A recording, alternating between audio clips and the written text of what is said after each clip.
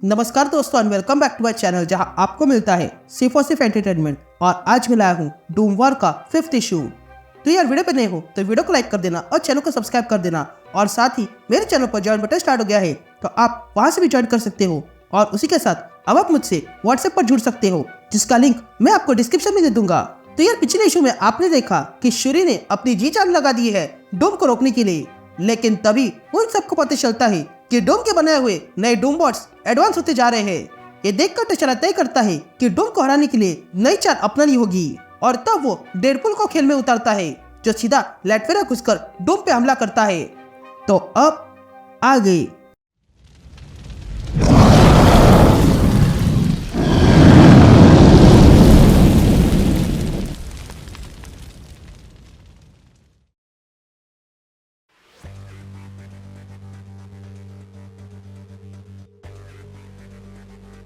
All right gang. तो issue की शुरुआत में हम शूरी को देखते हैं जो स्वयं को ठीक करने में लगी हुई थी।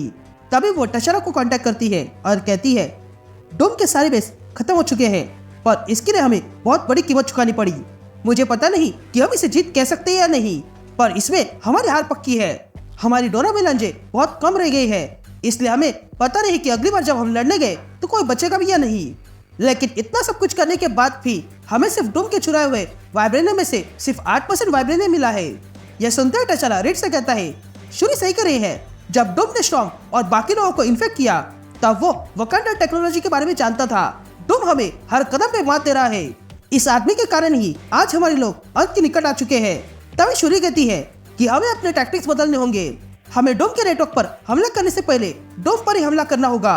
ये सुनते ही रीड टचाला से कहता है कि हमें डूम को ही ढूंढना होगा और देख के ऐसा लग रहा है कि इसके बारे में उसने पहले ही प्लान किया है, इसलिए भी ट्रैकर उसे ढूंढने पा रहा है। इस ट्रैकर के जरिए वाइब्रेनियम कहाँ पे है ये पता चल रहा है, पर ये लोकेशन हर बार बदल रही है। यहाँ तक कि सैटेलाइट भी डूम कहाँ पर है ये पता नहीं कर पा रही है। जिस पर टचाला रीड से कहता है एक तरीका है डूम कहाँ पे है ये पता करने का और वो तुम जानते हो। जिस पर रीड कहता है वो तरीका बहुत खतरनाक है और असंभव भी। जिस पर टचाला कहता है कि अगर कोई अपना सब कुछ दांव पे लगाना चाहता है तो उसके लिए कुछ भी असंभव नहीं है। यहाँ सीन शिफ्ट होती है और हम डूम के प्राइवेट लाइफ देखते हैं जिसमें डूम कुछ तैयार करने में लगा था। तभी वहाँ ब्रोकर आता है और डूम से कहता है कि जब तुमने मेरे साथ हाथ मिला लिया था तब ये बात साफ हो गई थी। मैं सिर्फ तुम्हारे ग्लोबल नेटवर्क को ही नहीं चलाऊंगा बल्कि तुम्हें उन खतरों के बारे में बताऊंगा जो टचाला और रीड लेके आने वाले हैं। जिस पर डूम कहता है मेरे सालों के एक्सपीरियंस से मैंने बात जानी है कि शत्रु को कभी कमजोर नहीं मानना चाहिए। तभी ब्रोकर डूम को देखता है और कहता है कि शूरी और उसकी टीम डूम बॉट को खत्म कर रही है। तभी ब्रोकर डूम से कहता है तुम्हारे ये डूम बॉट्स भले ही एडवांस हो लेकिन इससे हमारे फिजिकल नेटवर्क पे असर हो रहा है। अगर ऐसा ही रहा तो सब कुछ बंद हो जाएगा। ये सुनते ही डूम ब्रोकर से कहता है सब कुछ अगर बंद हो जाएगा तो हो जाने दो, मुझे उसकी कोई परवाह नहीं है, बस ये कल तक चालू रहना चाहिए, उसके बाद मुझे कुछ नहीं चाहिए। या हम डेडपुल को देखते हैं जो टचाला के पास आता है और कहता है मैं लैटवेरा गया था जहां मुझे पता चला कि डूम वहां पर हफ्तों से गायब है। तभी रीड डेडपुल को देखता है और टचाला से कहता है सीरियसली तुम्हें यही मिला था। लेकिन तभी डेडपुल डूम पॉट का सर लाके रीड को देता है और टचाला से कहता है मुझे डूम को मारने के लिए बुलाया था तो वो कहाँ पे है ये बता दो। तभी टचाला डेडपुल से पूछता है कि क्या तुम साइंस के बारे में कुछ जानते हो। जिस पर डेडपुल कहता है मेरे पास स्टार ट्रेक के एपिसोड्स है, वो भी क्लासिक वाले, बस वो नहीं जिसमें टकला आदमी जो दिखने में प्रोफेसर एक्स की तरह है। यह सुनते ही टचाला डेडपुल से कहता है ठीक है मैं सीधे बताता हूँ, ये डूम साइंस और मैजिक में होशियार है। मैंने बहुत सालों से मैजिक को सीखने का प्रयास किया है क्योंकि मुझे लगता था कि डूम मुझे इसमें पीछे कर देगा और यही हुआ। लेकिन फिर डूम ने मुझ पर हमला किया जिसमें मैं बच गया और तब मैंने इस शैडो फिजिक्स को बनाया जो क्वांटम साइंस और एंशिएंट एल्केमी को मिलाकर बनता है। क्योंकि क्वांटम लेवल पर सब कुछ कनेक्टेड है लेकिन शैडो फिजिक्स उससे आगे जाता है। ये कंटेनमेंट फील्ड के क्रिएशन को एक ही समय पर नॉन एग्जिस्टेंस और ओमनी एग्जिस्टेंस में रखता है। हम भले ही वाइब्रेनियम की एग्जैक्ट लोकेशन पता न कर पाए पर क्वांटम लेवल पे हम पता कर पाएंगे और उसके लिए हमें इस नोवे रूम की आवश्यकता होगी। ये कहते हुए टचाला नोवे रूम को स्टार्ट करने लगता है। तभी रीड टचाला से कहता है ये नोवे रूम बहुत खतरनाक है, हमें मिलकर इसे बनाया है लेकिन फिर भी कोई इसके अंदर गया तो वो हिस्सों में हो जाएगा और फिर अचानक से पैन डिमेंशन के संपर्क में आते ही उस व्यक्ति का दिमाग खराब हो जाएगा। जिस पर टचाला रीड से कहता है हाँ मैं जानता हूँ और इसलिए मैंने कुछ तैयारी की है और वो तैयारी है मिडनाइट एंजल। ये कहते हुए टचला वहाँ पर मिडनाइट एंजल्स को बुलाता है।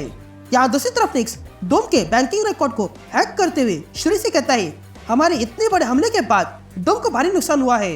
वो ये सब कुछ करने के लिए हर जगह पैसा पानी की तरह बहा रहा है। तो अगर मैं किसी तरह उसके बैंकिंग रिकॉर्ड को पास करूं तो हम डोम की जितनी भी फंडिंग है वो सारी रोक सकते हैं। ये ब्रोकर भी पैसों के लिए काम कर रहा है, तो अगर उसे पैसे नहीं मिलेंगे तो वो काम ही नहीं करेगा। ये सुनते ही शूरी तुरंत निक्स को आगे बढ़ने को कहती है। या हम रीड को देखते हैं जो किसी को कॉल करता है और कहता है तशरा डोम को हराने के लिए किसी भी हद तक जाएगा और जो वो अब कर रहा है उससे लैटवेरिया के साथ जंग छिड़ जाएगी। वो ये सब कुछ इसलिए कर रहा है क्योंकि उसे यकीन हो गया है कि हम लड़ाई के मैदान में हार रहे हैं। तो अगर हम किसी तरह उसे दिखा दे कि हम लड़ाई के मैदान में जीत रहे हैं तो ये ग्लोबल वॉर होने से रुक जाएगी। ये कहते हम देखते हैं कि रीड जिससे बात कर रहा था वो कोई और नहीं बल्कि जेम्स रोड्स यानी कि वॉर मशीन है, जो रीड से कहता है ठीक है अब बताओ मैं तुम्हारी क्या सहायता करूँ। यहाँ टचरा देखता है कि जहाँ स्टॉर्म लड़ाई कर रही है वहाँ पर कुछ आ रहा है। ये देख कर टचरा तुरंत स्टॉर्म को कांटेक्ट करता है और कहता है ओरोनो तुम्हारी तरफ कुछ आ रहा है। यह कहते हुए स्टॉर्म देखती है कि समुद्र में से एक जाइंट वाइब्रेनियम से बना हुआ मॉन्स्टर बाहर आता है, जो बाहर आते ही स्टॉर्म पे हमला करता है। यहाँ सीन शिफ्ट होती है और हम मैक्सिको में एक जगह देखते हैं जहाँ पर सुजन रिचर्ड और थी आए हुए थे। तभी सुजन वहाँ पर आके वे ट्रैकर से जांच करने लगती है और देखती है कि किसी पिरामिड के अंदर वाइब्रेनियम है। ये कहते हैं वो उस पिरामिड के पास जाती है, लेकिन तभी उस पिरामिड में से कुछ विलन्स बाहर आते हैं और हमला करते हैं। ये देखकर ह्यूमन टॉर्च तुरंत उन पर हमला करता है, लेकिन तभी उन विलन्स में से एब्जॉर्बिंग मैन बाहर आता है और द थिंग से कहता है कि इस बार तुम नहीं बचोगे। ये कहते हैं एब्जॉर्बिंग मैन सब पर हमला करता है। या स्टॉर्म उस जाइंट मॉन्स्टर से लड़ रही थी, लेकिन तभी उनकी मदद के लिए शूरी आ जाती है। लेकिन तभी वे दोनों जान जाते हैं कि ये डूम बॉट्स पहले से और एडवांस हो चुके हैं। यह जानते ही शूरी तुरंत सबको पीछे हटने को कहती है, लेकिन तब तक वो मॉन्स्टर शूरी को पकड़ लेता है और उसे खत्म करने वाला ही था कि तभी उस मॉन्स्टर पे जबरदस्त हमला होता है, जिसके कारण वो मॉन्स्टर पूरी तरह खत्म होने लगता है। और तब शूरी देखती है कि उसे बचाने वाला कोई और नहीं बल्कि वॉर मशीन है। या दूसरी तरफ टचला डेडपूल से कहता है कि जब तुम इस नोवे रूम से उस जगह पर जाओगे जहाँ वाइब्रेनियम है तब यह हार्नेस तुम्हें फिजिकल फॉर्म में रखेगा। जिस पर डेडपूल कहता है कि इसमें तो मजा आएगा, जिस पर मिस्टर फैंटास्टिक कहता है नहीं थ्योरी के अनुसार तुम फट जाओगे, वो भी इस हार्नेस के साथ। जिस पर डेडपूल फिर से कहता है कि मजा आएगा। तभी टचला डेडपूल से कहता है तुम जैसे ही वहां पहुंचोगे वैसे ही ये ट्रांसपोंडर तुम्हारी लोकेशन मिडनाइट एंजल को भेज देगा, जो आसमान में घूमती रहेगी। इस वाइब्रेनियम को ढूंढना इस बैटल का आधा हिस्सा है और आधा हिस्सा खुद डूम है। तभी टचला मिडनाइट एंजल से कहता है तैयार रहना, सिग्नल कभी भी मिल सकता है।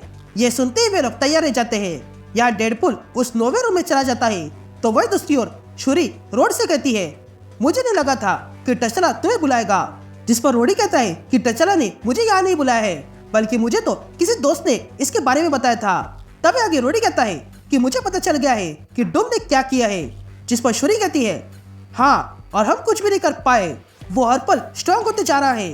ये सुनते रोडी एक डिवाइस निकालता है और शूरी को देता है और कहता है ये तुम्हारे काम आ सकता है। ये दरअसल में तुम्हारी पावर को छुपा के रखेगा, जिससे कि सामने वाले को तुम्हारी पावर्स का पता नहीं चलेगा और तुम उन्हें रोक सकोगी। यह सुनते ही शूरी उस डिवाइस का इस्तेमाल करती है और हमला करती है, जिसके कारण उन्हें लड़ाई में फायदा होने लगता है और साथ ही वॉर मशीन भी बहुत सारे डूम बॉट्स को मार गिराता है।